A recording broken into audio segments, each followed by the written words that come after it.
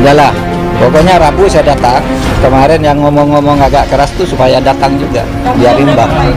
Ini kayak mau main tinju aja gitu loh, kayak mau main tinju aja gitu loh, pakai tantang menantang gitu loh. Gak apa-apa, uji logika dan uji kesetaraan juga, Jangan dibilang pemerintah tuh bawaan DPR, bukan.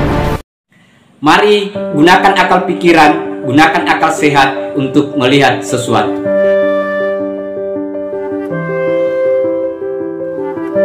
Assalamualaikum warahmatullahi wabarakatuh. Salam sejahtera untuk kita semua. Salam demokrasi dan salam pluralisme. Oke, sahabat-sahabat, jumpa lagi di Sahabat Rahmat Channel. Nah, ini lagi panas sahabat-sahabat. Sekaitan dengan informasi yang disampaikan oleh Prof. Mahfud MD, adanya uang 300 triliun pencucian uang ini yang beredar di Kementerian Keuangan. Dan serunya sahabat-sahabat karena Prof. Mahfud itu menantang balik DPR. Benny Kaharman. Dan dia berharap pada saat dengar pendapat Komisi 3, semua anggota DPR harus hadir. Itu tantangannya dari Prof. Mahfud MD. Nah, seperti apa ulasannya sahabat-sahabat? Mari kita lihat videonya.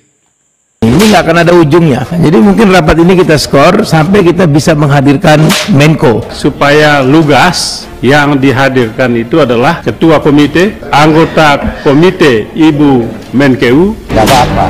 Nanti kan hari Rabu saya kesana. Uji logika dan uji kesetaraan juga, Jangan dibilang pemerintah tuh bawaan DPR, bukan. Sama Pak Mahfud, ayo Pak Mahfud, kita mau bersihin, kita bersihin.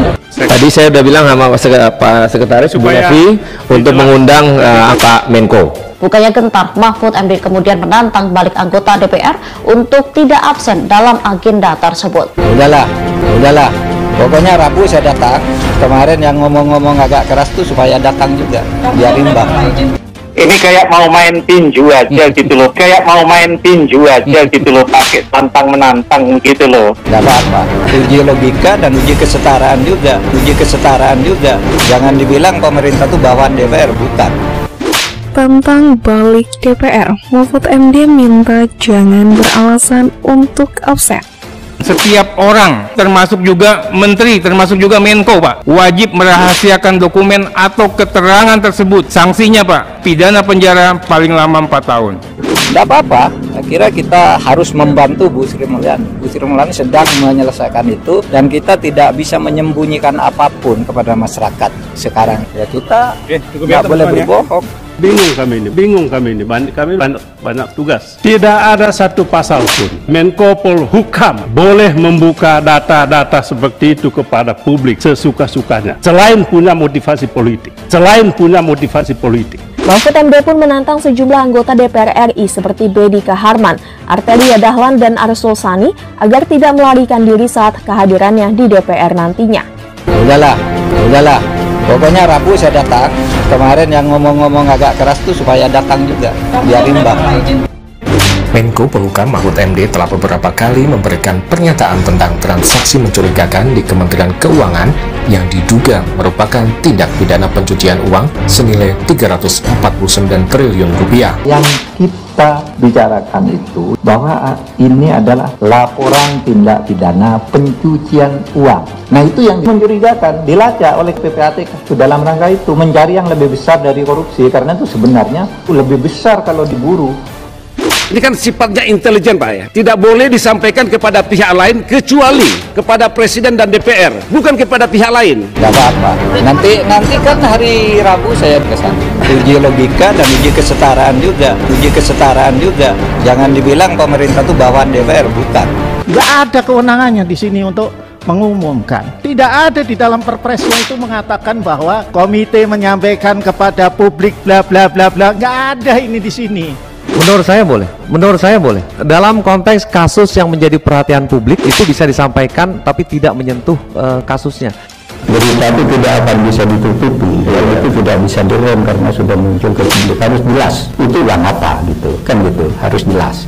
Sebenarnya itu terjadi karena saya dan Bu Sri Mulyani itu kompak, karena memang sama-sama kami ini bertekad memperbaiki birokrasi kita dari korupsi. Kalau Bu Sri Mulyani sendiri kiranya tidak kuat, nih saya kasih senjata, bla begitu. Dan saya kira perkembangannya kan masih positif dan tidak bisa berhenti di situ, nggak bisa.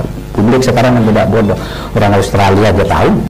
Nah itu tadi sahabat-sahabat, bagaimana Prof Mahfud menantang balik anggota DPR yang memang siap mau buka-bukaan, siap mendapatkan informasi, tetapi lagi-lagi dengan catatan ya bahwa setelah ini itu harus ditindaklanjuti sahabat-sahabat.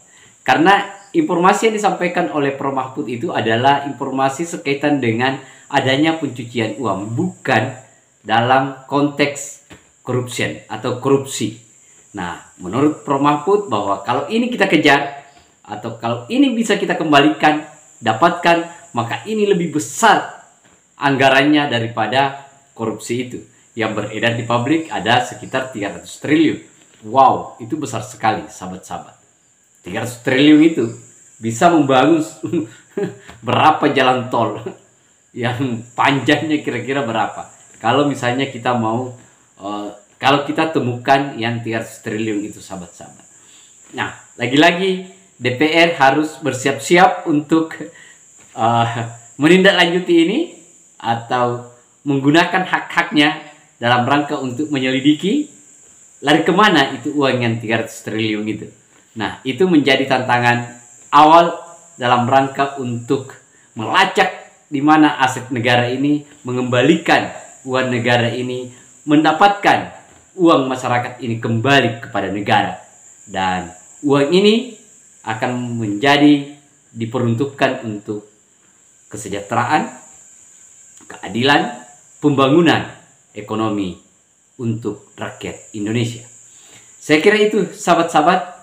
Kita tunggu lagi kejutan-kejutannya seperti apa dan bagaimana DPR dan Prof Mahfud memainkan perannya dalam rangka itu tadi sahabat-sahabat. Akhir kata dari saya, wassalamualaikum warahmatullahi wabarakatuh. Salam demokrasi, salam pluralisme, NKRI harga mati.